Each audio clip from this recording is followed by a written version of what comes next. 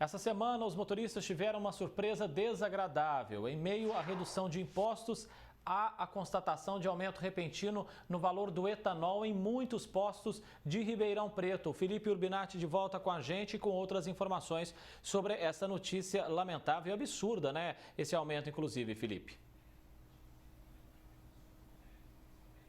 André, o telespectador do Jornal da Clube é bastante antenado, ele vai se lembrar que nós começamos a semana com o etanol sendo vendido, em média, entre R$ 2,80 e R$ 3,05. A gasolina estava ali por volta de R$ 4,70 até R$ 5,00. Nós começamos a semana com um anúncio, por exemplo, de redução do diesel.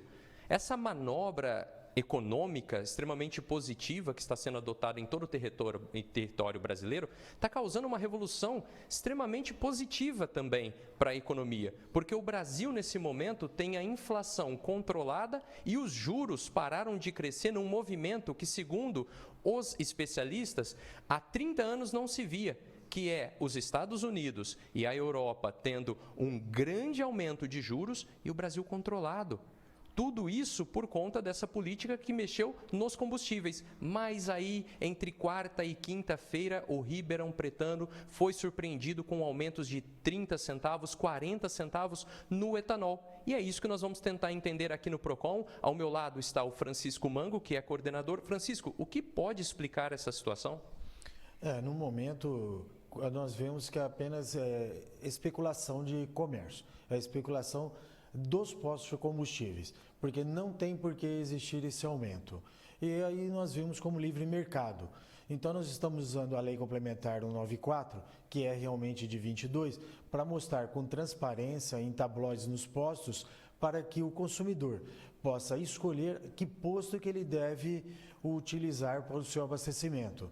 E aí ele saber qual é o melhor preço e qual não é. Aí ele tem a opção, a liberdade de poder fazer esse abastecimento. Francisco, o movimento foi bem rápido, porque muitos postos fizeram o aumento, depois alguns deles sentiram a pressão dos consumidores e voltaram pelo menos alguns centavos. O que dá para dizer para o consumidor de Ribeirão Preto é que pesquisar continua sendo a melhor saída.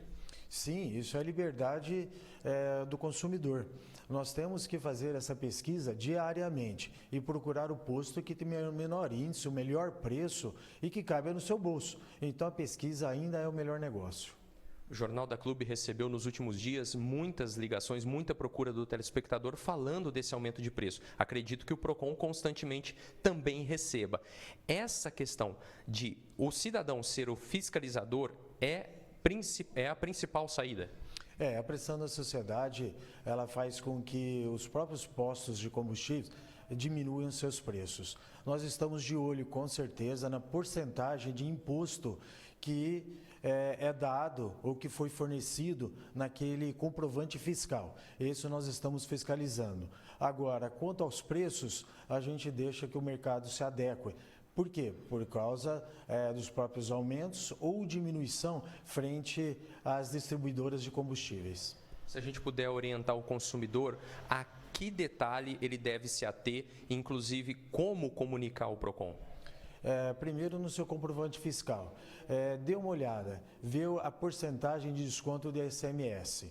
Depois, é lógico, procurar o melhor posto e que a qualidade do combustível e aquele que tem um melhor preço para que ele possa exercer a sua fiscalização.